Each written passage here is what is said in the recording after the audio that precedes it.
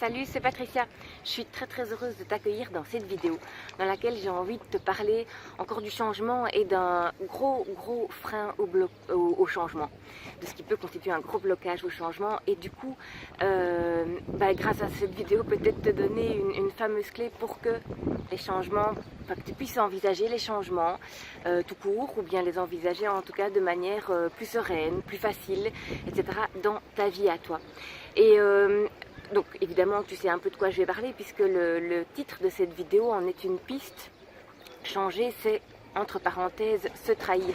Et c'est peut-être plus facile de commencer justement comme s'il n'y avait pas le se. Changer, c'est trahir. Parce qu'on s'est tous construits avec ce que nos parents nous ont montré, avec ce que nos parents nous ont dit, avec l'éducation qu'ils nous ont donnée, et puis je dis nos parents, mais aussi nos profs, nos grands-parents, nos voisins, que sais-je, en tout cas les personnes qui nous ont aidés à nous construire dans la vie en fait et qui ont participé à notre éducation de manière très proche ou de manière plus large. Et c'est très bien et c'est comme ça, mais il fait que là-dedans, en grandissant, il y a un moment quand même où on fait un peu un tri entre ce qu'on veut garder et ce qu'on ne veut pas garder. Et ce qui implique, et c'est comme ça qu'on peut changer, c'est comme ça qu'on peut évoluer dans notre vie, mais ce qui implique certainement aussi un côté, enfin en tout cas un obstacle qui peut se mettre à ce moment-là, c'est l'impression de trahir nos parents parce qu'on ne colle plus à l'image qu'ils nous ont inculquée ou à ce qu'ils attendent de nous. Un exemple tout simple, dans ma vie, mes parents, ce qu'ils voulaient pour leurs enfants, c'était la sécurité. Et donc le jour où j'ai démissionné de mon poste de prof, où j'étais nommée, où j'allais soi-disant, enfin paraît-il avoir une super pension, eh bien c'était dur pour eux parce que je me mettais en danger, entre guillemets, en tout cas à leurs yeux, et voilà. Et donc il n'y avait plus Patricia, elle est casée, elle a un boulot stable, c'est bon, on ne s'en fait plus pour elle, quoi. Et donc oui, changer à ce niveau-là, on peut avoir l'impression de trahir les autres. Ça peut se passer aussi à plein de niveaux, plus ou moins conscients, plus ou moins inconscients. Mais quand on change quelque chose dans notre vie, forcément, on change aussi l'image qu'on donne aux autres. Et donc, il peut y avoir un sentiment de trahison. Mais c'est exactement, en fait, la même trahison qu'on fait vis-à-vis de nous. Dans le sens où c'est aussi des vieilles images de nous. Quand on change quelque chose dans notre vie, eh bien on change l'image qu'on a de nous-mêmes. Ça veut dire peut-être qu'on s'ouvre des nouvelles portes sur des choses qu'on ne croyait pas possibles et que tout à coup on se rend compte que mais en fait si, on est possible, c'est possible pour nous, on est capable. Donc ça change l'image qu'on a de nous, ça change l'image qu'on a des autres, ça change l'image qu'on a de la vie, ça change plein de choses. Et le fait de changer notre image de nous, de la vie, etc., évidemment que du coup ça fait que on lâche des vieilles peurs, des vieilles croyances, des vieux schémas de comportement, etc.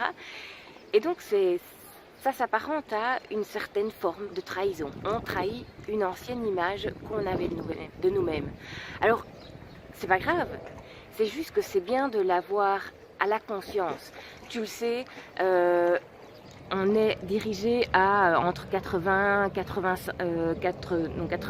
95, 98%, on est dirigé par notre inconscient.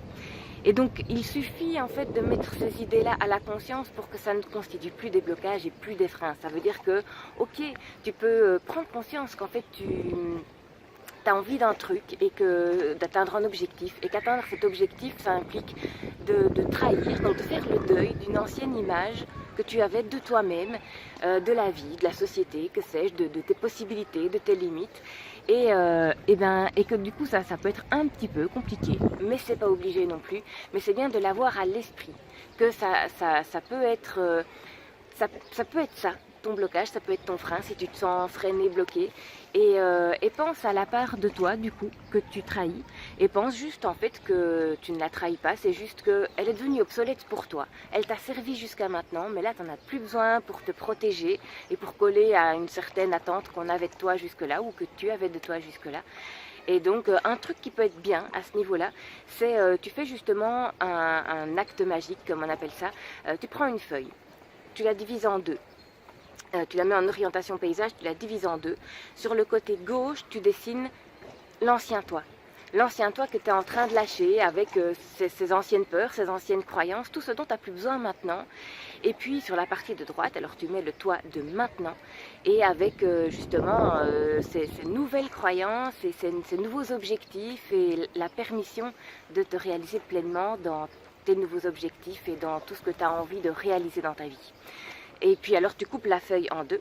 La partie de gauche, tu la brûles, la partie de droite, tu la gardes, tu la regardes, tu l'affiches et tu te nourris de toutes les bonnes choses que tu as mis dedans qui t'ouvrent vraiment les portes vers du nouveau en sachant que le reste, t'en as fait ton deuil, t'en as plus besoin, c'est ok, ciao et en avant quoi, on bouge. Voilà ce que j'avais à dire dans cette vidéo. Donc pense bien à ça. Quand tu changes, c'est évident que tu dis au revoir à une partie de toi qui a fait son temps et tu as envie de changer, donc forcément tu n'es plus tout à fait la même personne et c'est ok. Et si jamais tu as envie d'aide pour te créer une vie professionnelle sur mesure et que tu ne sais pas trop quoi faire, en dessous de cette vidéo il y a un lien, il suffit que tu cliques, tu arrives sur une petite vidéo qui t'explique, tu laisses ton mail et je te guide pas à pas à travers un outil merveilleux pour que tu puisses créer la vie qui te correspond vraiment. Et là, je te dis à très bientôt dans une prochaine vidéo. Ciao, ciao!